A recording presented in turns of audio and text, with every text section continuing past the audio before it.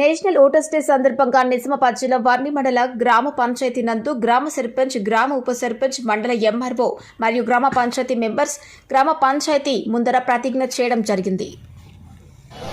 పౌరులమైన మేము ప్రజాస్వామ్యంపై విశ్వాసంతో మన దేశ ప్రజాస్వామ్య సంప్రదాయాలను స్వేచ్ఛాయుత, నిష్పక్షపాత, ప్రశాంత ఎన్నికల ప్రభావాన్ని నిలబెడతామని మతము, జాతి, కులము, వర్గము, భాష లేదా ఎటువంటి ఒత్తిడులకు ప్రభావితం కాకుండా ప్రతి ఎన్నికలో నిర్భయంగా ఓటు చేస్తామని ఇందు మూలంగా ప్రతిజ్ఞ చేస్తున్నాం.